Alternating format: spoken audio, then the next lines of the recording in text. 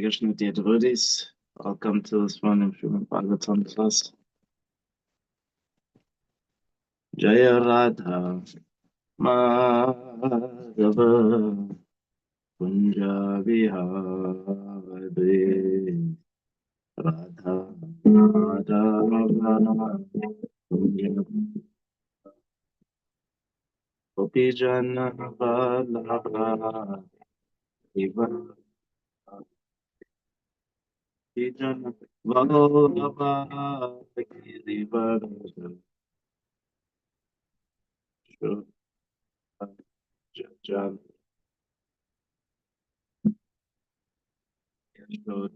Nandana Rajajana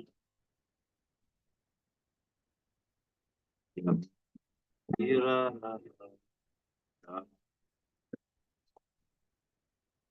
Yamuna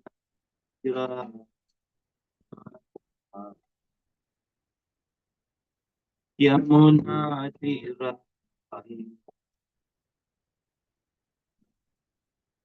Yamuna Tira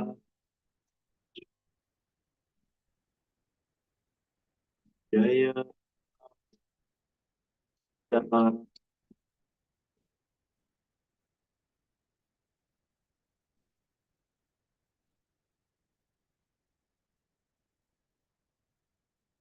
Jana Vallabha Jana Vallabha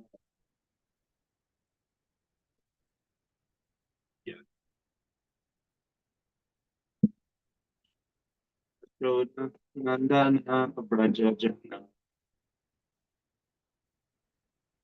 Tira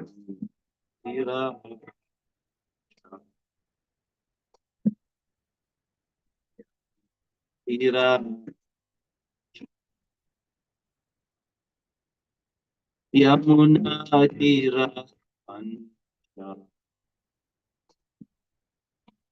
Yamuna Tira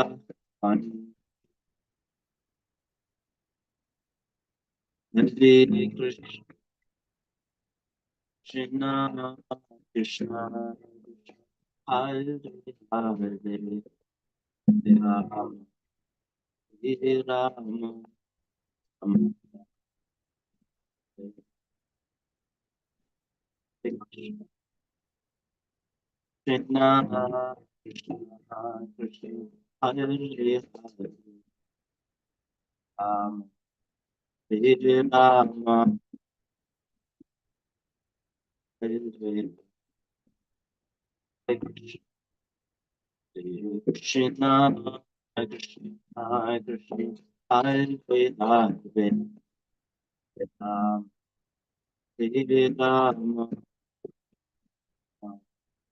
Hare Hare Jaya Radha Radha Radha Radha Radha Radha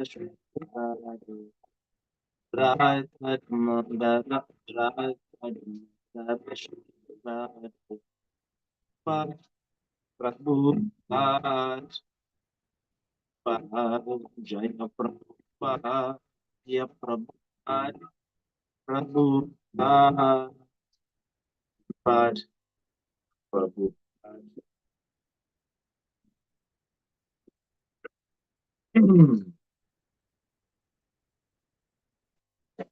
Om Namo Bhagavate Vasudevaya. Om Namo Bhagavate Vasudevaya. Om Namo Bhagavate Vasudevaya. So this morning we are reading from Canto 7, Science of God, Chapter 5, Prahlad Maharaj, the saintly son of Hiranyakashipu, and reading text 32. Let's see.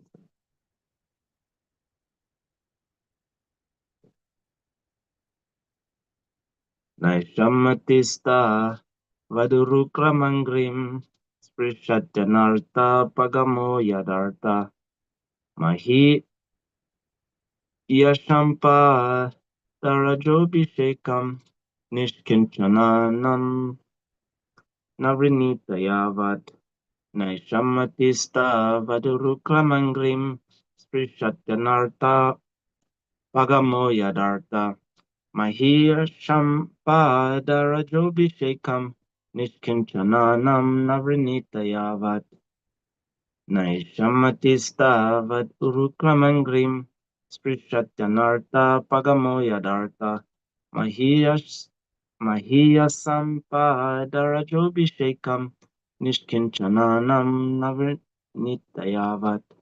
Would anyone like to try to read?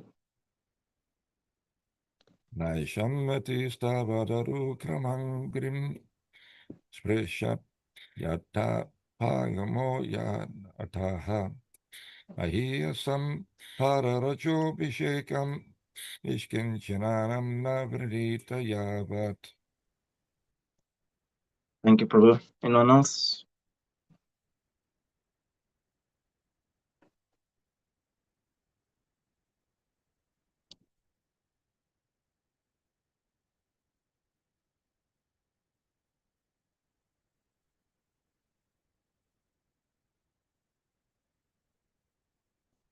No, not.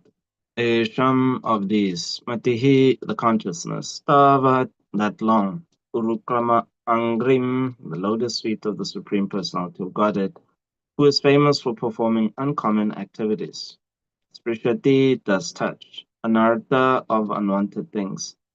Apagamaha, the disappearance. Yat, of which. Artha, the purpose.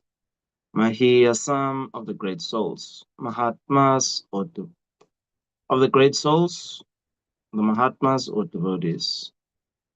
Padarajaha, by the dust of the lotus feet. Abhishekam, consecration. Nishkinchananam, of devotees who have nothing to do with this material world. Na, not. Vrinita, may accept. Yavat, as long as.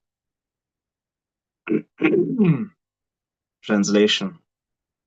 Unless they smear upon their bodies the dust of the lotus feet of a Vaishnava, completely freed from material contamination, persons very much inclined toward materialistic life cannot be attached to the lotus feet of the Lord, who is glorified for his uncommon activities. Only by becoming Krishna conscious and taking shelter at the lotus feet of the Lord in this way can one be freed from material contamination. Purport by Srila Prabhupada. Srila Prabhupada Ki Jai. Becoming Krishna conscious brings about anartha apagamaha, the disappearance of all anarthas, the miserable conditions we have unnecessarily accepted. The material body is the basic principle of these unwanted, miserable conditions. The entire Vedic civilization is meant to relieve one from these unwanted miseries. But persons bound by the laws of nature do not know the destination of life. As described in the previous verse, Isha Tantriyam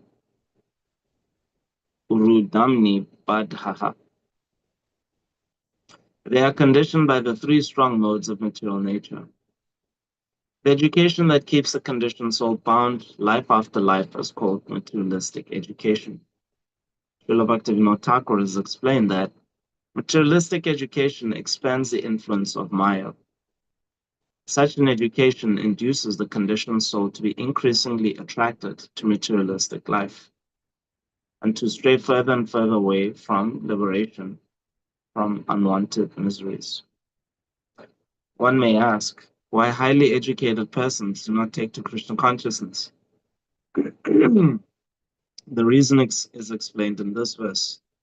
Unless one takes shelter of a bona fide, fully Krishna conscious spiritual master, there's no chance of understanding Krishna. The educators, scholars, and big political leaders, worshipped by millions of people, cannot understand the goal of life and to take to Krishna consciousness, for they have not accepted a bona fide spiritual master and the Vedas. Therefore, in the Mandaka Upanishad 323, it is said, Nayam Atma Pravachanena Labhyo na medhaya na bahuna shrutena. One cannot become self-realized simply by having an academic education, by presenting lectures in an erudite way, pravachanena labhyaya, or by being an intelligent scientist who discovers many wonderful things. One cannot understand Krishna unless one is graced by the Supreme Personality of Godhead. Only one who has surrendered to a pure devotee of Krishna and taken the dust of his lotus feet can understand Krishna. First, one must understand how to get out of the clutches of Maya. The only means is to become Krishna conscious. And to become Krishna conscious very easily, one must take shelter of a realized soul, or a Mahat or Mahatma, whose only interest is to engage in the service of the Supreme Lord. As the Lord says in Bhagavad Gita 9:13, Mahatmanastu mamparta daivim praktim ashta bhajanti nanya manasu gyatva buddhaditam avyayam. O son of Prita, those who are not deluded, the great souls, are under the protection of the divine nature. They are fully engaged in devotional service because they know me as the Supreme Personality of Godhead, original and inexhaustible. Therefore, to end the unwanted miseries of life, one must become a devotee. Yasyasti bhaktir bhagavat kinchana sarva gunastatra samasate suraha.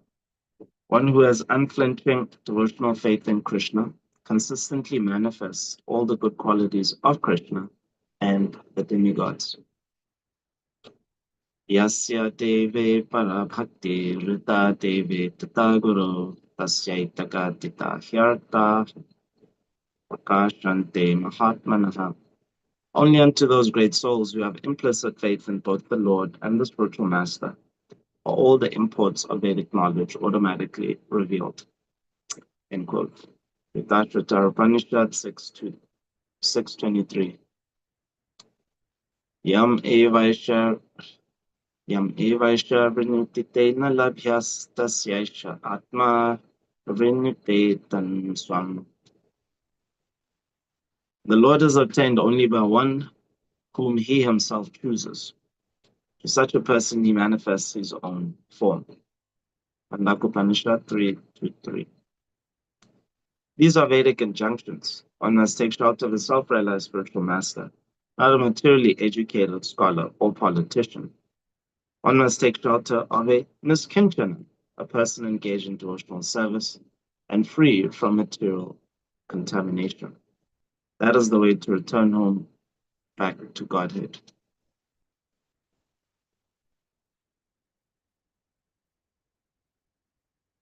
Om Agyanatimirandasya Gyananjana Shalakaya Chakshur Unmilitangena Tasmai Shri Gurave Namaha. Jai Shri Krishna Chaitanya Prabhu Nityananda Shri Advaita Gadadhara Srivasadi Gaura Bhakta Vrinda. Hare Krishna, Krishna Krishna, Hare Hare. Hare Rama, Rama Rama, Hare Hare. Naisham Matista Vat Urukramangrim Srishatyanartha Pagamo Yadartha Mahiya Shampa Darajobhishekam Nishkinchananam Navriniti Avat. Unless they smear upon their bodies the dust of the lotus feet of a Vaishnava, completely freed from material contamination. Persons very much inclined toward materialistic life cannot be attached to the lotus feet of the Lord, who is glorified for his uncommon activities. Only by becoming Krishna conscious and taking shelter at the lotus feet of the Lord in this way can one become freed from material contamination. Excuse me.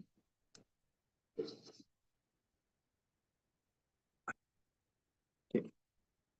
So Prahlad Maharaj, great Mahajan, is instructing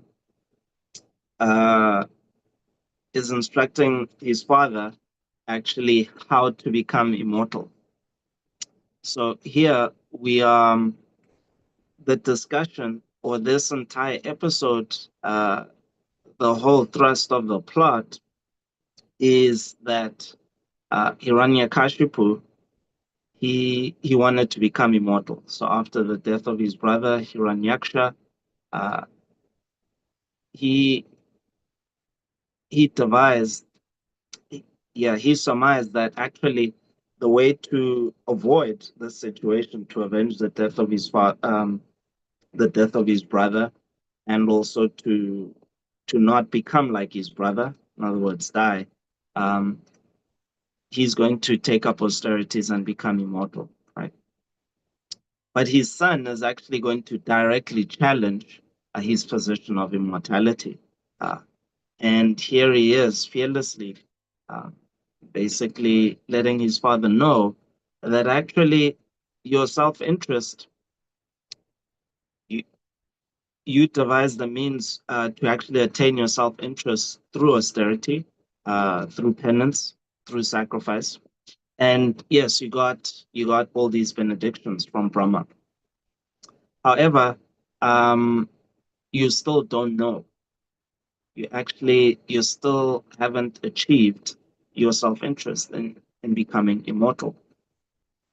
And the way to actually become immortal is precisely um, to actually become liberated from these conditions of material life, to become liberated, particularly from the condition of having to accept another body, um, the other miserable conditions, birth, death, disease, and old age.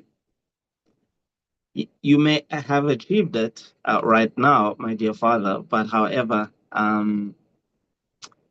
it's not going to last very long, because you actually still don't know.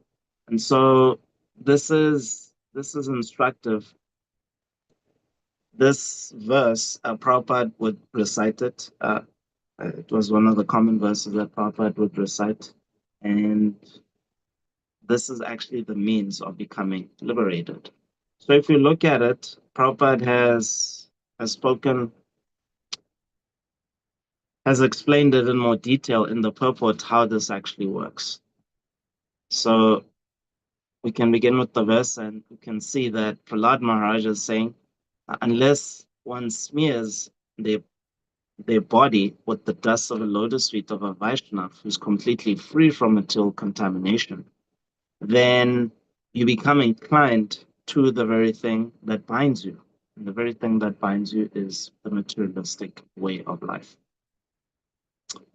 Um, so even though Hiranyakashipu, he's achieved all these benedictions, he can't live a life to actually maintain those benedictions. Um, in other words, a non-materialistic way of life. So the means by which you achieve opulence, so as we know, the opulences that are attractive to the living entity are the opulences that Bhagavan, Sri Krishna, contains, or the Supreme Whole he contains. So the part and parcels are attracted to the qualities of the Supreme Whole. So knowledge, strength, pronunciation, beauty,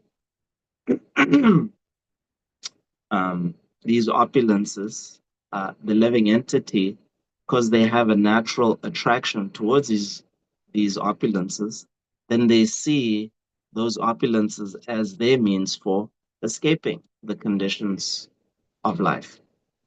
So a paradox then therein exists is that the living entity, being forgetful of the the supreme whole, where these qualities actually come from, they are forgetful of where they come from. However, their attraction to them, because they exist in this material world, um, they they see they see those qualities as their means of liberation from these conditions of achieving their self-interest, right? So the living entity, as Prabhupada describes in the introduction to the Bhagavad Gita, is Ananda Mayo Bhyasat. He's always seeking pleasure. So the difference between a materialistic way of life and a spiritual way of life, um, is is whose senses you're actually satisfying. It's actually that simple. It's whose senses you're actually satisfying. But the result, or let me say, what the living entity goes for is the same thing. It's pleasure, right? So in a materialistic way of life, the living entity is going for pleasure for the senses, but their senses, their own senses. And then in the spiritual way of life, they are going for pleasure, but for the senses of the master of the senses. So the distinction is so um, is, is so subtle. It's on a subtle realm, right? Uh, um, like your goal in terms of who you're actually doing this for. But for the spiritualist, they enjoy vicariously through the senses of the master of the senses. And that's actually the ontological position. That is actually how you enjoy. And then the materialistic living entity, or at least the living entity who is forgetful of Krishna, they still enjoy vicariously, but they don't know. Excuse me. They actually don't know that they're enjoying vicariously. So they're enjoying through the body, through which is a bag of senses. But because they identify with the body, they think that they are enjoying, right? But the spiritualist, the devotee of the Lord, um, they don't make this mistake. They know that they are different from the body. Uh, they are able to make this distinction very clearly because their vision is illumined by the effulgence of the lotus feet of the Supreme Lord. So because they are serving the Lord, they can always see that they are separate from this body and they are always in a state of the ontological position is to actually enjoy vicariously through the senses. They don't enjoy it directly. They always see themselves as they are. So here, Prahlad Maharaj is giving us a shortcut. He's telling his father that you asked me originally, what is the best thing that I learned at school, right? So the best thing, according to Hiranyakashipu, is to maintain his position of apparent immortality. So uh, he has conquered the entire universe, and he's even executing. His power is so fabulous that he's even executing the functions of the universe on his own. So according to his conception, is that I'm actually protected from all sides. Um, Brahma won't attack me, Lord Shiva won't attack me. And even if Vishnu, my eternal enemy, tries to attack me, I have all these benedictions. I can't be killed by any weapon. I can't be killed outside or inside, in the air or on the ground. I can't be killed by any living entity from this universe.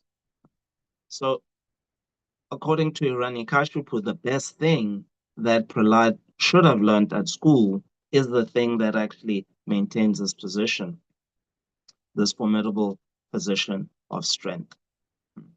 But Prahlad Maharaj is saying, no, you still have to die.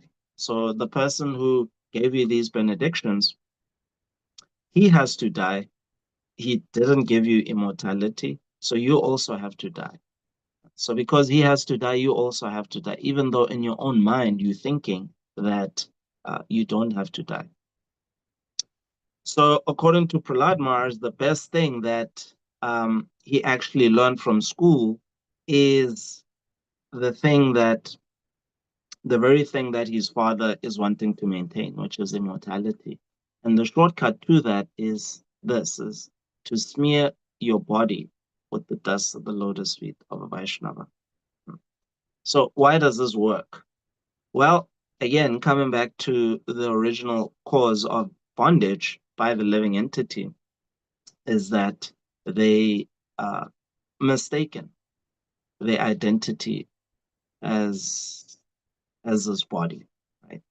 So when you smear the dust, when you offer obeisances to the lotus feet of a Vaishnava, and you smear your own body in their dust. So the idea is that the Vaishnava has walked on that ground, and then you offer your obeisances in that same place, and you're effectively smearing your body with the dust that is coming off their feet.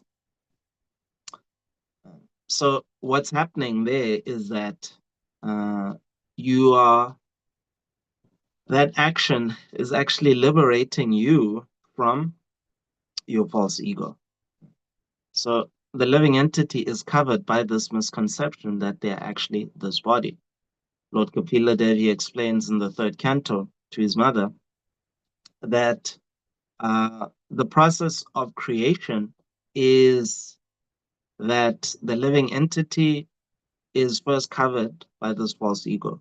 This false ego is a mixture of the time element and the pradhan, and the mode of ignorance.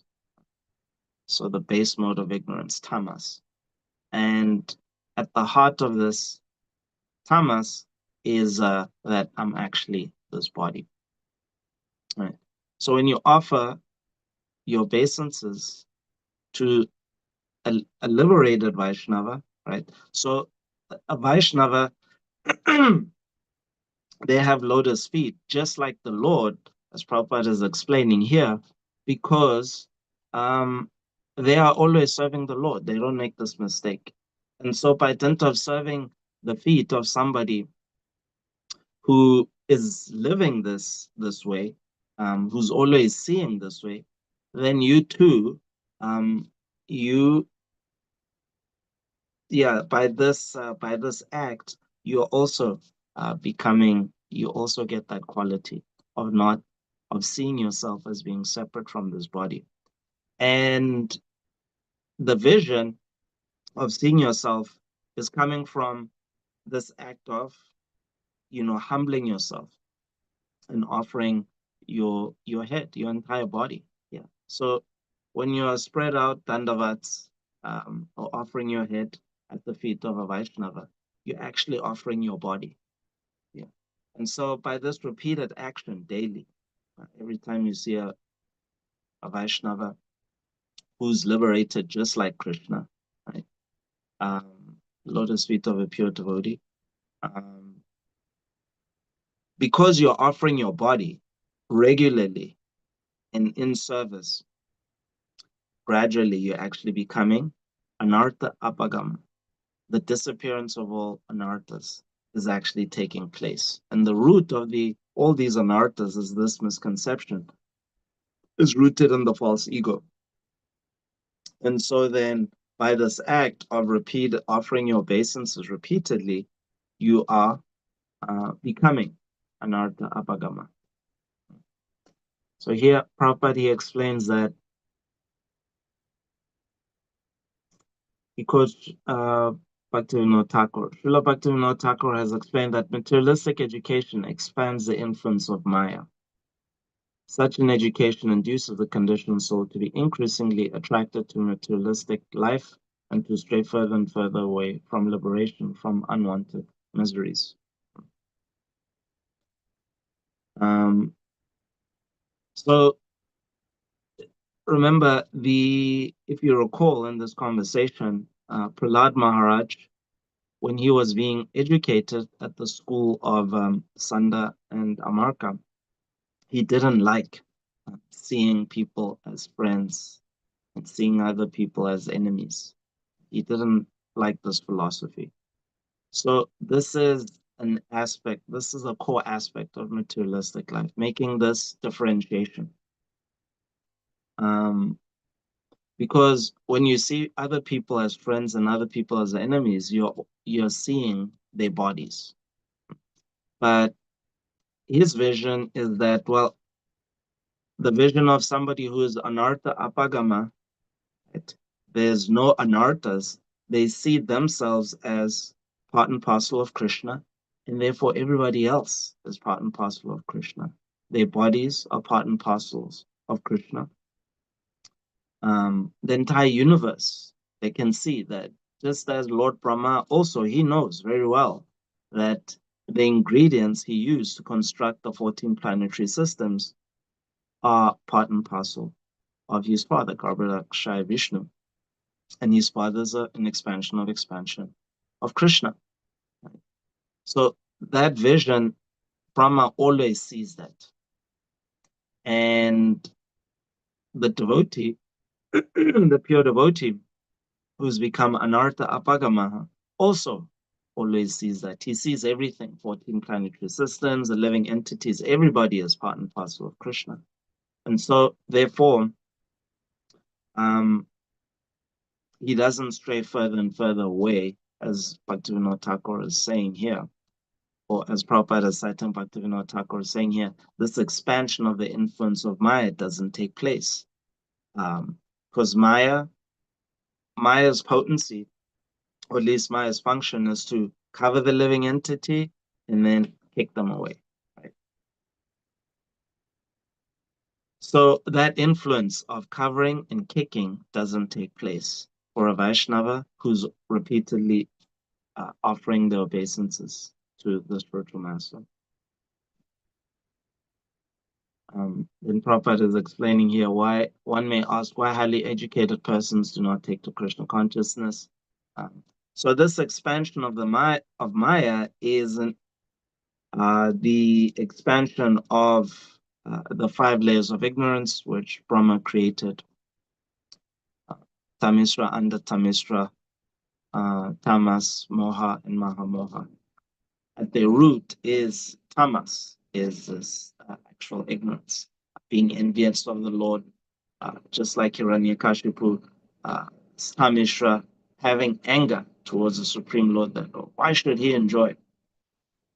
So this anger towards Vishnu, Hiranyakashipu maintained it through till the time of his killing, time that he was killed.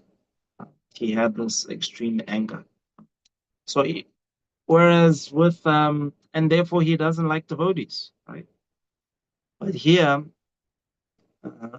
we see that his son, there's no question of him becoming angry to the lotus feet of, to become angry to the enjoyment of Vishnu. In fact, we heard the descriptions of when he would recall the pastimes of the Lord, the symptoms of ecstasy that Prahlad Maharaj would experience. He experienced great joy and happiness. And he wasn't doing it from the position of his father, the position of controlling everything, controlling the functions of heat and lighting, having demigods like Indra, Kuvera bow down before him. Even great saintly Devarshi Narada describes that sometimes they even had to entertain Hiranyakashipu because he was the king of all the 3 worlds.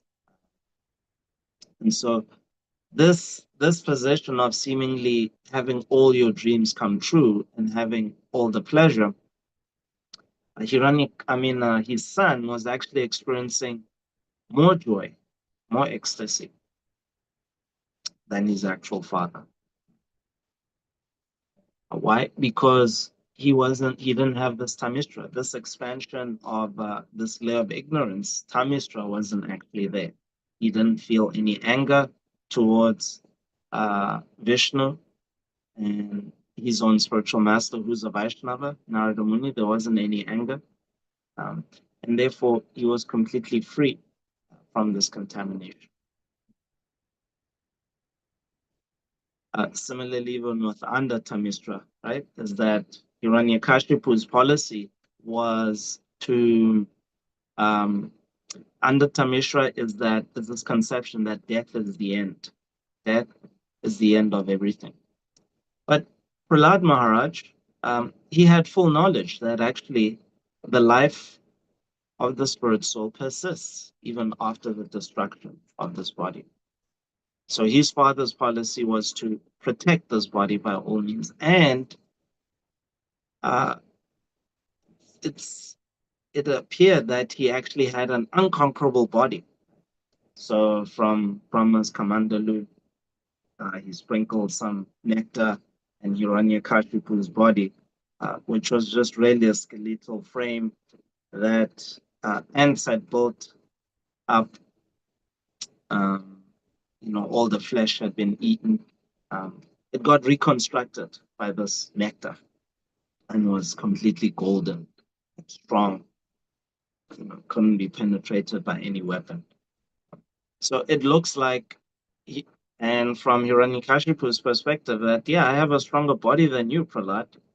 It's an indestructible body, and it has all these protections, all these insurance policies. It can't actually be killed. But Prahlad Maharaj, even though seemingly, apparently, it looks like his body is actually weaker, but because he doesn't have this conception of under Tamistra, that death is the end, uh, he actually he is situated in his indestructible body.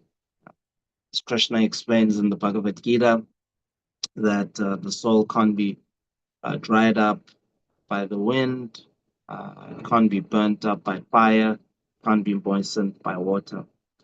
In other words, it's untouchable by the great elements of earth, fire, water, and ethan. So because it's untouchable by these elements, therefore any weapon that's constructed from these elements can't touch it.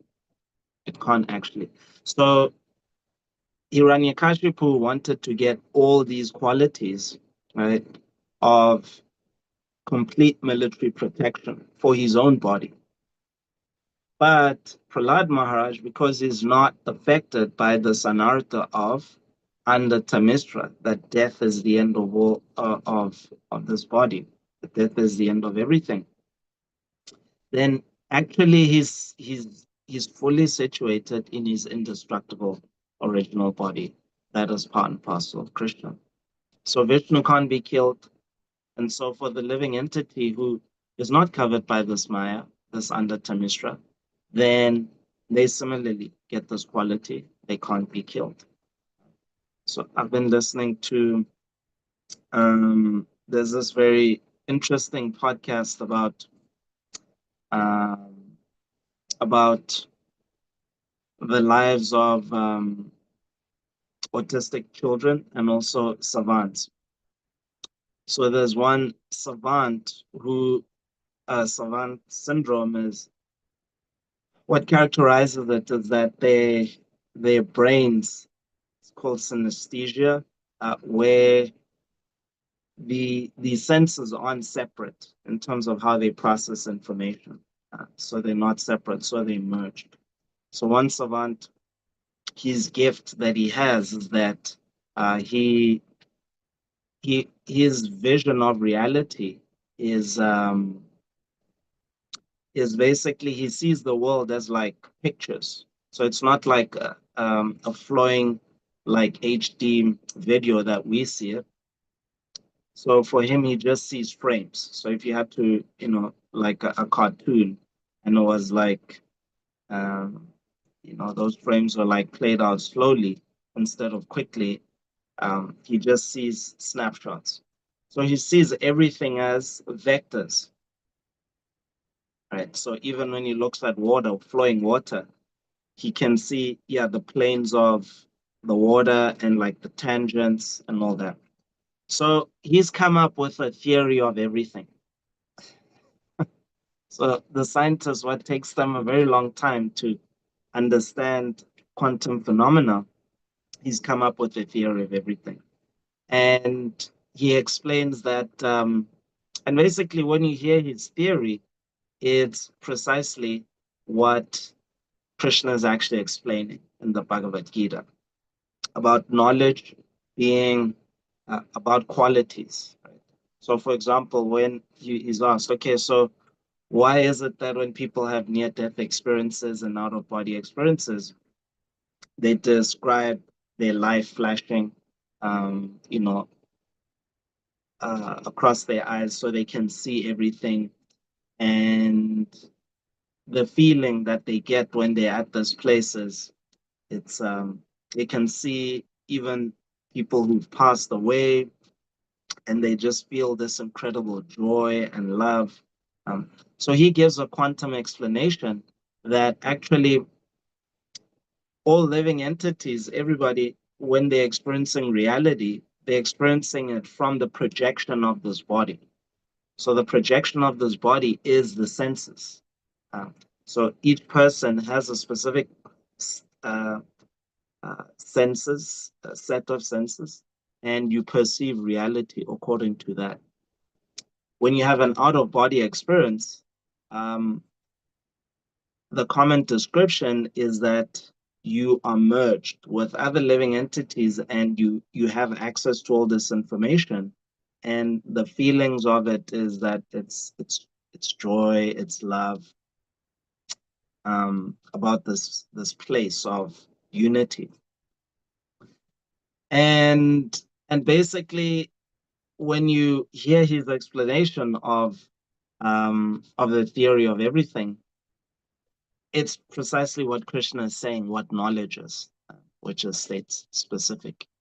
And so when you look at it, this is really what Prahlad Maharaj is saying, is that, Tharka Prabhu asked Anand Vilas Prabhu yesterday, it seems like Prahlad Maharaj isn't answering the question of his father. But Anand Vilas Prabhu said, well, it's seeming like he's not answering it because of the state that his father is in. Because he doesn't have the dust of the lotus feet of Vaishnava, he can't actually understand this. Yeah. So in the same way, even this young savant, he explains that um, unless you're actually in the state of consciousness where you are favorably disposed to other living entities, you are loving, you don't see, you then won't, your vision won't be differentiated. You'll actually see the unity of everything and how everything merges. He calls it, using physical explanations, the singularity. But ultimately, if you hear his explanation from the viewpoint of the Bhagavad Gita, it's the universal form of the Lord, and then ultimately that universal form is uh, it's it's it's a projection that the Lord displayed to Arjuna, and the root of that is the body of the Lord. It's actually the body of the Lord. So to actually see this, you can't be anartha abhagama. You can't to see how everything has actually collapsed. It has its origin and its root in the body of Vishnu. You can't have all these anarthas. You can't have all these materialistic conceptions. The materialistic way of life is a cause of differentiation, and then surrendering to the devotee of the Lord is a cause for all unification. And to see that, your consciousness needs to be in a certain state. Yeah. So um, so maybe let's try to read what Krishna says.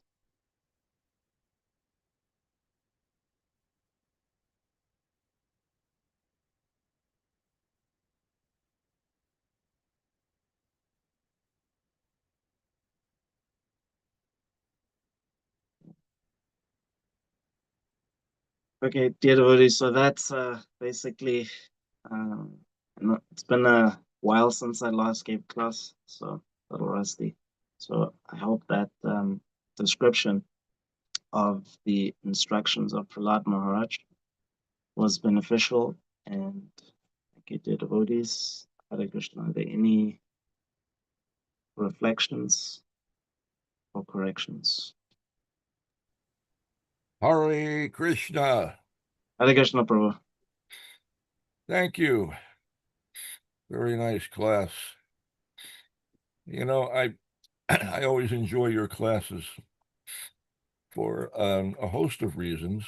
And one of them is that you have a big brain, and a very analytical mind, and to see how you have digested and assimilated the philosophy of Krishna consciousness, employing all of your faculties, is very satisfying. It's very, very pleasing. I enjoy hearing your words and seeing how you have assimilated the philosophy, because I know what it means. It means a bunch of things. That you are surrendering yourself and adopting the process, and that by that assimilation of the philosophy, I know what the result will be. I know that you will become peaceful, that you will become happy, and I want that for you. So it's very satisfying to hear you speak the philosophy of Krishna consciousness. Also, you have fabulous teeth. But I have a question for you, which is about the dust of the lotus feet of um, the Vaishnavas. We hear about the importance of accepting the dust of the lotus feet of the Vaishnavas, and here Prahlad Maharaj is speaking specifically about it. Evidently, it's very important, because in the absence of that, you can't understand Krishna consciousness. But I have no recollection of Srila Prabhupada ever stressing for us the importance of getting the dust of his feet. We could have vacuumed the floor and collected the dust and packaged it and distributed it to the devotees, but that was not Srila Prabhupada's instruction. Particularly Indians are they were always very anxious to touch Srila Prabhupada's feet. And Srila Prabhupada accepted their efforts, sometimes a little reluctantly. He seemed to regard it as kind of a nuisance. And sometimes his disciples would ask, may I touch your feet, Srila Prabhupada? And he would say, it's not necessary. That's not necessary. So I'd like you to explain the meaning of this term, the dust of the lotus feet of a Vaishnava. What actually is the dust of the lotus feet of a Vaishnava, and what actually is important about it? What is it actually that we need to do? Well, I'll try to answer from Bhagavad Gita. So this is answered in, the famous verse 434. Yeah, just try to learn the truth by approaching our spiritual master, inquiring from him submissively, render service unto him. Self-realized souls can impart knowledge unto you because they have seen the truth. So, in your description of Prabhupada not stressing the literal interpretation of the dust of the lotus feet by, as you said, like taking it, packaging it. I mean, I've got a bottle of the dust from Vrindavan, and it was a gift by Venumadura Prabhu to me, and I put it on my head, regularly. So it's the literal thing is that you can, just like you can buy a set of Bhagavatam and like touch the Bhagavatam and touch it to your head. There is benefit, but the real benefit is you got to read it. Yeah, so you got to open it, read it. And then once you've understood it, then if you've really understood it, you'll see, excuse me, that because the tendency of the living entity is to want to actually serve, then you'll want to serve other living entities. You'll see that the best service to give to everybody is to actually give this knowledge to others, give this transcendental knowledge. In the same way, uh, with you describing, Prabhu, that Prabhupada didn't stress packaging the dust of his lotus feet when you would go on his world tours uh, and keeping like a stock for the next 10,000 years at all his temples, and you can just buy a pack of, the dust from Prabhupada. Well, he wants you to get up. So you offer your obeisances to him, but then he wants you to get up, and then he wants you to ask questions. And then after you've asked your questions from him, then you render service. And as we know, the services he gave you and all your illustrious God brothers and sisters was, to first distribute the holy name to everybody on prasadam, and then distribute books, right? And then later on, it was uh, to engage in farming, which is the second half of his mission. So after you've offered your obeisances, you have to get up and do something. So you can't. So I guess the symbolic interpretation of the dust of lotus feet of a Vaishnava is really to um, construct your life around his order. And by doing that, then him as uh, the spiritual master, and then the Chaita Guru, the Guru from within, you actually get knowledge. So they work together, and your real knowledge gets revealed to you. So that's what Krishna says, Jnaninas Tattvadarshanaha. You'll actually see what is going on. I don't know if that answers your question, Prabhu. Yes, that's great. So it's not necessarily that we should understand this literally, but that what is important is the mood of servitorship, that it is a servant who dwells in the dust of the feet of the master. And Srila Prabhupada explained to us that taking initiation means, in part, that there are several components that he described, but one of the important ones is that at the time of initiation, you are agreeing to become the menial servant of your spiritual master. So it's about surrendering fully, even to the extent that you agree to become a menial servant. In every capacity, you surrender yourself as a servant of the spiritual master. And that's actually the way to get the dust of the lotus feet of the spiritual master.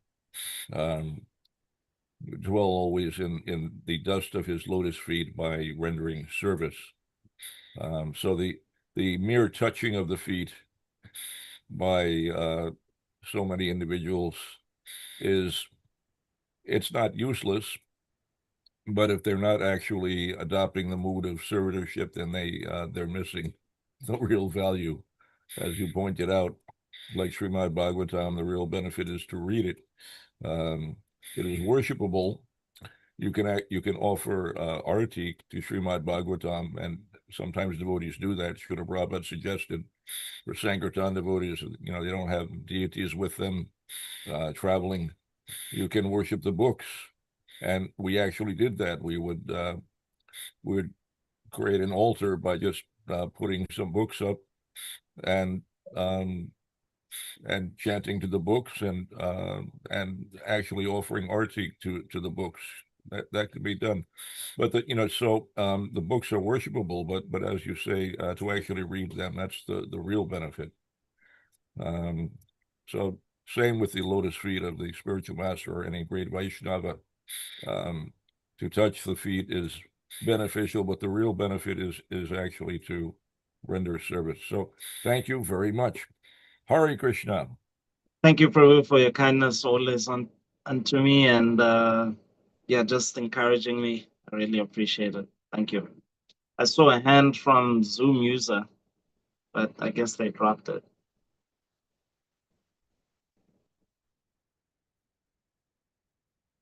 Any other reflections or contentions from or illuminations?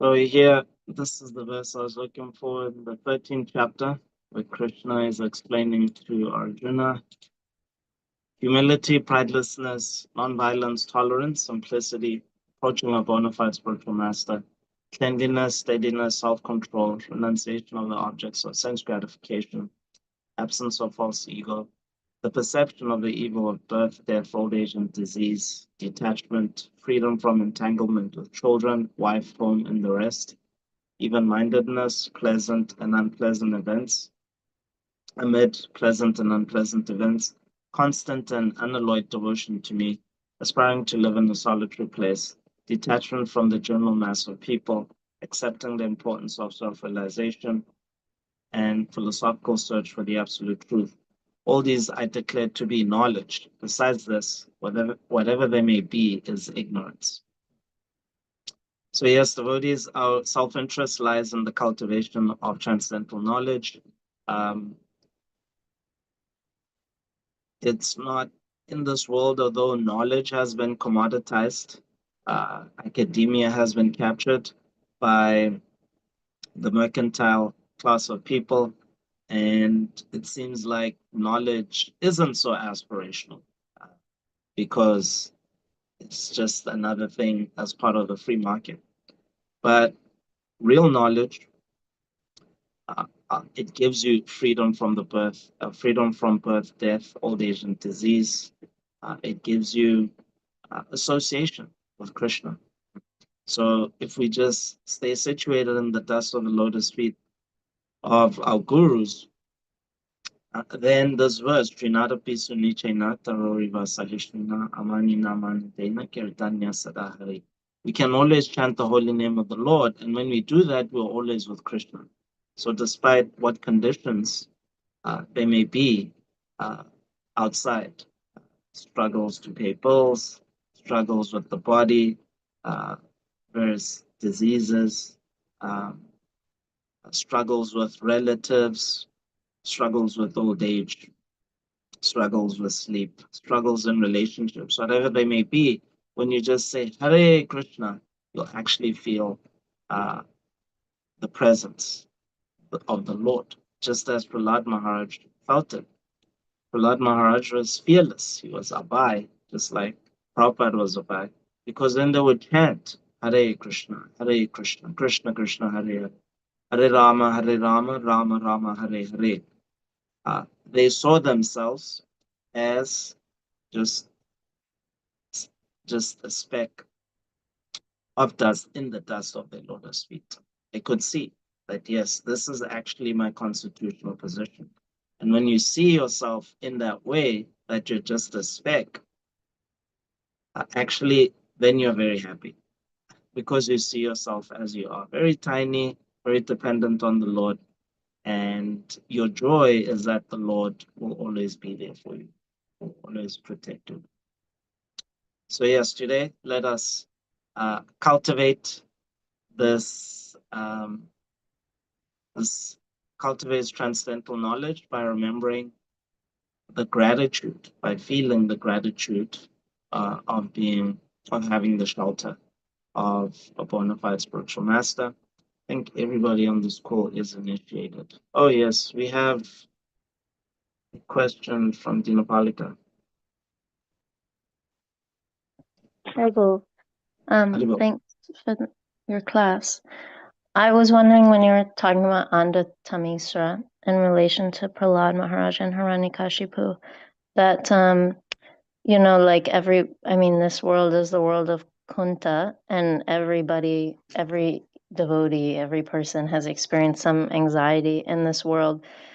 But we also see like amongst devotees and like working, with Mother Ramboru and Karuna Care, and then also just in the world at large, the anxiety rates, among other things, are increasing. So I was wondering if, I guess without just a disclaimer, without minimizing the fact that devotees can get quote unquote external help or treatment for such things. But can you explain anxiety in relation to those like Andhata Misra and the layers of ignorance, and maybe give some explanation why it's increasing? Like, are we getting further into those ignorances? So are you asking, like, for an individual who's experiencing past trauma, how it relates to the layers of ignorance? Well, I wasn't even going to go into trauma. I just meant like kind of more general, like anxiety. Yeah, anxiety rates are increasing in the world. I don't know if it's directly, maybe sometimes related to trauma and maybe sometimes not, but I was asking how anxiety is related to those layers of ignorance. Like whenever you brought up Anda Tamisra, what is Yeah, what is the translation for that? The fear of death, or what is it? yeah, but that Thinking is death the to end. be the YOLO, yeah. So that you I was only live thinking, once. Yeah. I automatically was thinking, oh, that must be a cause for anxiety if you think death is the ultimate end. So I was wondering if you could just relate the layers, because you often speak about them, to anxiety. Yeah.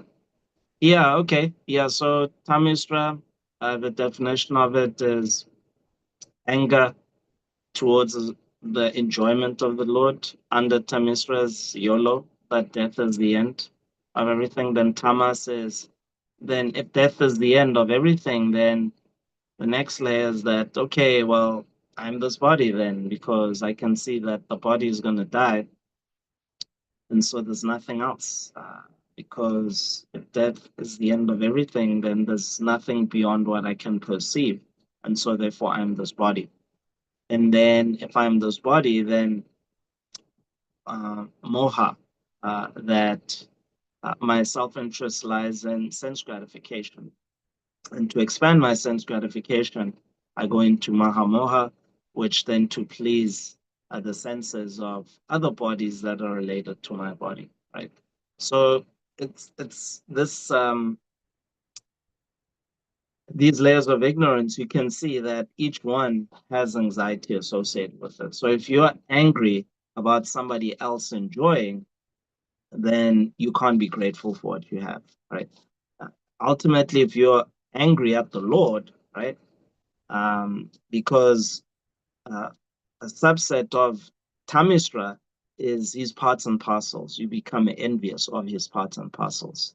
Why is this devotee, in devotional circles, you may feel, oh, okay, well, this devotee, they seem to just be more carefree. They had a better upbringing. They didn't, their bodies are stronger, etc. So that comparison can be there. And so you can have, if one feels envious of the bodies of others, then you can't actually leverage fully your own body and just make do with what you have, right? And then, as you said, with under Tamisra, is that if I die, then you are going to take out all sorts of insurance policies, right? This type of life insurance, whatever insurance agent advertises to you, you will take that policy. And so this is anxiety, um, because you feel like, yeah, you have to take out this policy in order to uh, because you know that you won't be able to work at some point. You'll be old, and these policies will protect me. So there's a lot of anxiety. Even to maintain these policies, you have to pay so much. Um, yeah, it's a lot of anxiety. And then tamas, that I'm this body, the body is just riddled with disease, actually. Uh, So each person, they have some kind of condition, right? It can be like if you played sports, professional athletes, they always have some injury that just won't go away, like ankle injuries. They, practically speaking, they don't go, they just stay there. And yeah, you might have some autoimmune condition. Big pharma, as we know, they both the cure and the cause. They, like American wheat, it's just sprayed with glycophosphate and all these other pesticides, and these actually create various autoimmune conditions. Um, yeah. So yeah, so with moha, the illusion that even, okay, my enjoyment, I have to please myself, then from eating or sleeping, you can try to expand these activities, but they become a cause of anxiety. And then maha moha, trying to expand the enjoyment of your children, like living here in State College, seeing how the students, how they live, they got all these fancy cars. Their parents bought them these fancy cars. The insurance is very high on these fancy cars. Um, and some of these kids, yeah, the anxiety is that, okay, as maybe I'm a wealthy parent, and will the kid be able to take up the business? Most kids nowadays, they're not interested in the occupation that their parents are into, and therefore, if there's like some kind of business that they want to confer or give to their children aren't interested. So there's this anxiety then as a parent, is you built up all this wealth only to have it destroyed by your next of kin. So yeah, there's anxiety at every step if you have this materialistic way of life, of where you differentiate, you see friends and enemies, and you don't actually see everybody as part and parcel of the Lord. I hope that answers your question. Yeah, that was great. Thank you. Okay. Any other additions before we sign off and try to be with Krishna through the holy name and see ourselves as a speck of dust and be grateful for that knowledge of how we are situated in the dust of the lotus feet of our spiritual masters.